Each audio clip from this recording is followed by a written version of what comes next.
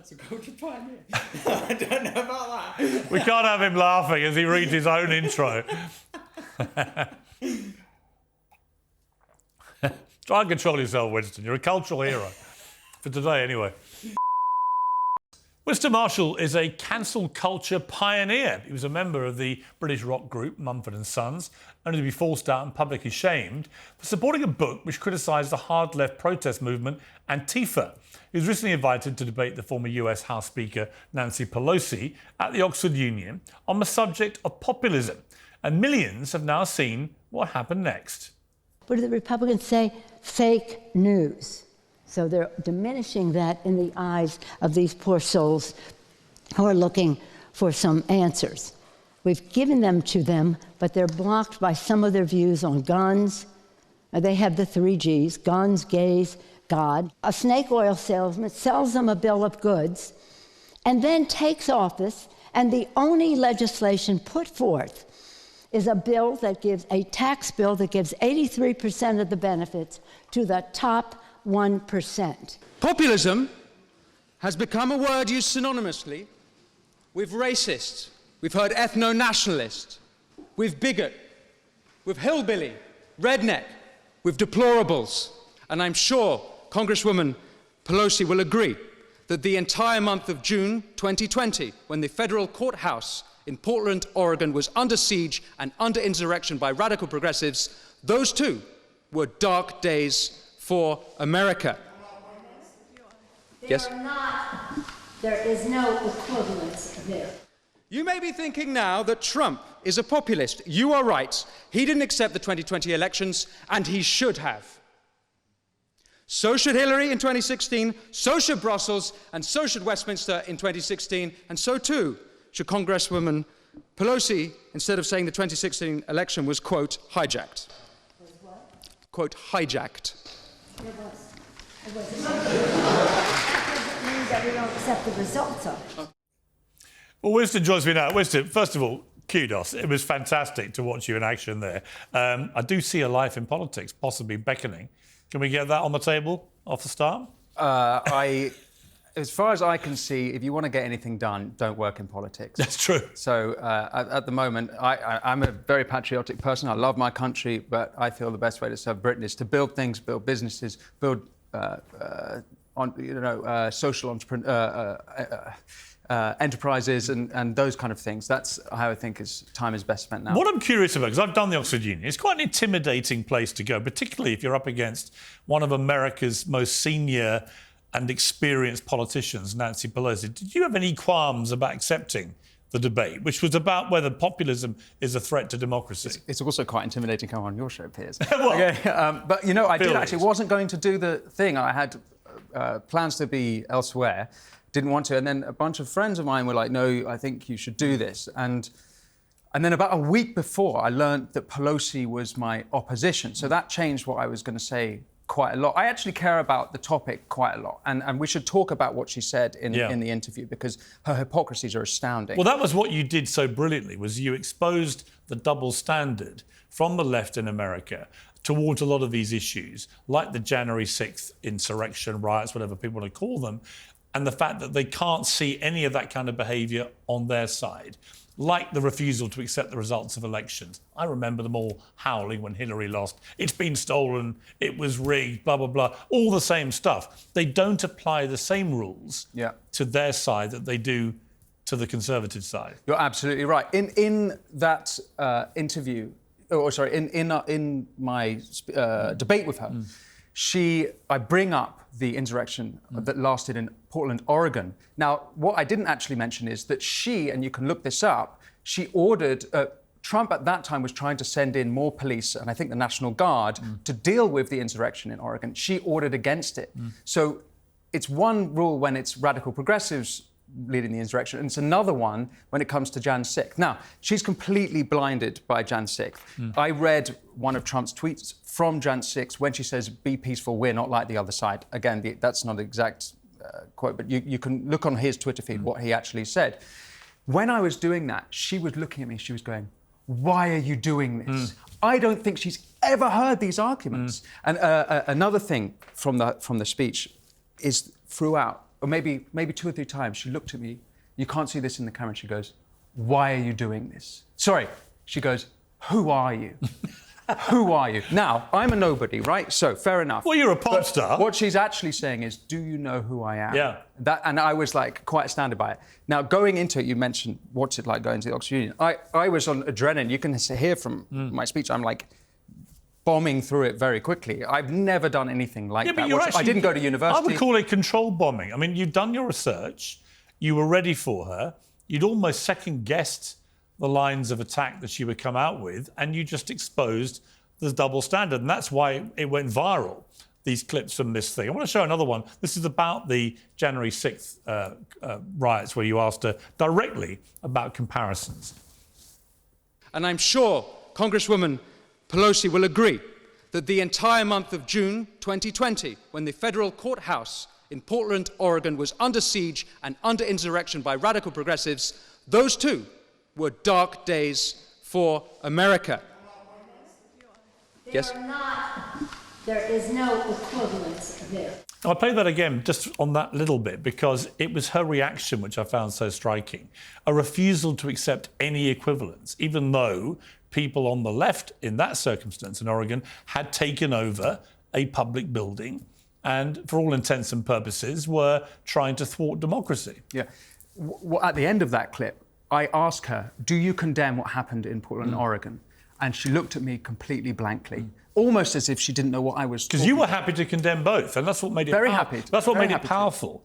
Is that you weren't there. Of course, that's you the weren't there logical saying, position. "Look, I think January 6th was defensible." You were saying, "I think that was wrong, and so's this." Yeah. And so is refusal to accept the results of elections. It's wrong whichever side does it. Exactly. I don't think. Why is that so hard to admit? Well, she's a politician. What do you expect? The first clip you played was from her speech, and that's really worth picking at. In her speech, she used the term ethno-nationalist maybe 5 times. She sprinkled in there. This is like a new word, like deplorables. Now, she thinks the whole Trump movement, MAGA, conservatives, she's saying that they're ethno-nationalists. I would argue she is practicing demagoguery by saying that. Why? Because she is playing to the prejudice of some progressive Americans or elite Americans that half of the country are racists. That's demagoguery. Well, it goes back to Hillary talking about the basket of deplorables, and we see this again and again, the language they use about Trump supporters. Bearing in mind, he got nearly 80 million votes second time, 10 million more than the first time. Yeah. So she's basically calling a large swathe of the country, sort of imbeciles, fascists, Nazis, whatever language they want to use. This is what I have a problem with when they do this. They try and demonize a whole group of tens of millions of Americans in one umbrella. People have had enough of it. I add to the point, CNN put out a poll about a month ago showing how different groups in America are polling for the upcoming presidential election. Trump's votes amongst black Americans has gone rocketing. from 12% to 28%. From Hispanic Americans, it's now at 48%. And why do you think that is? Well, that's a good question. Maybe you have insight into that. But the point I want to make is she wants to say that they're all ethno-nationalists. Are we to believe that all of those minorities in America have suddenly seen the light and are white nationalists? It's a totally absurd position. I do think it's an odd position they get themselves into, the left in America, where there's a real kind of elitist snobbery about the way they go about combating Trump. And I've known Trump a long time, very well, interviewed him 40, 50 times maybe. And the best way to combat him is not to play to his strengths, which is to allow him to martyr himself and say, look at these people, they think they're better than you. I'm here for the little guy. It's a very effective weapon for him, which they constantly feed. They've taken him off the ballot in Maine and Colorado. Yeah. They are making him more popular. This feeds the narrative that the establishment is out to get Trump, which makes him more popular. If only these Democrats would just start listening and respecting to ordinary Americans. Yeah. It's so easy. They've literally had power for 4 years. It's absurd to me that they have such disdain for working people. We've had the same thing with Brexit here. We've seen a lot of populism debates around Europe. We've seen some very populist leaders coming in countries in Europe. Where's the line for you between what I would call healthy populism and unhealthy populism? That's a good question. So, populism, technically speaking, is the politics of ordinary people in contention with elite. So, that itself isn't necessarily, by definition, unhealthy or healthy.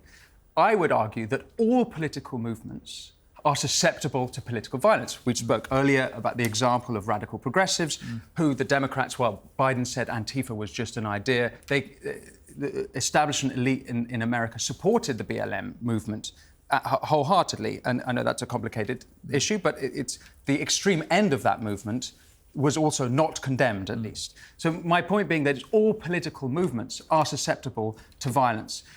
I think where not just populism, but all politics goes too far is when there's lying, when there's demagoguery played. But again, that could be any type of politics, don't you think? Yeah, and I think the best way to combat it, if you want to combat it, is not to call everyone that is gravitating to those people deplorable, right? The moment you start to demean those people who are gravitating to it, you're fueling the support of the populist leader, because he can turn around and see, look at these people. They're just snobs, they're elitists, they just want to walk around and think they know what's best for the country. It doesn't involve people like you. Yeah. And then his popularity or her popularity, whoever it may be, will gather strength. He won't be damaged by it. You're absolutely right. I'll tell you a story about my own journey.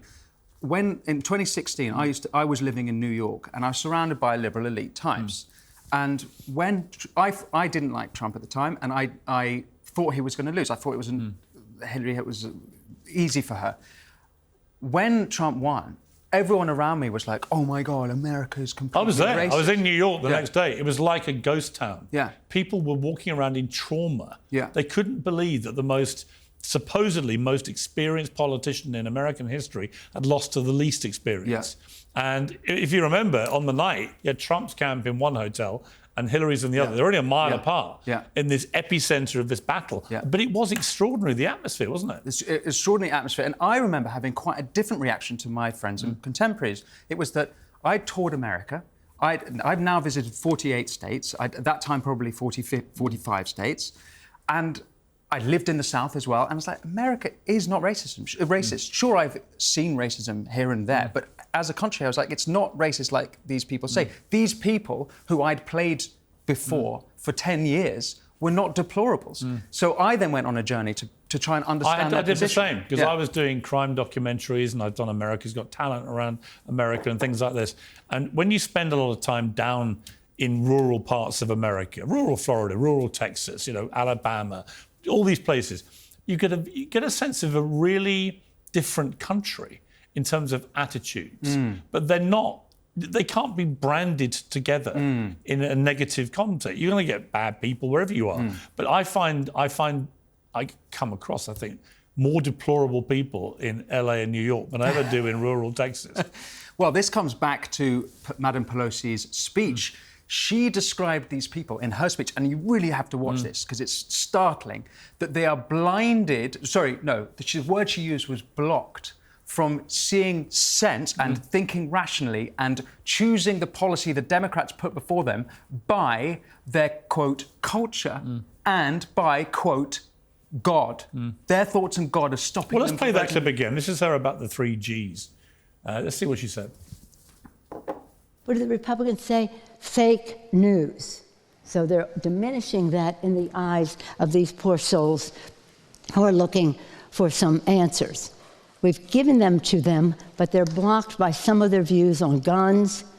They have the 3 Gs, guns, gays, God. Poor souls.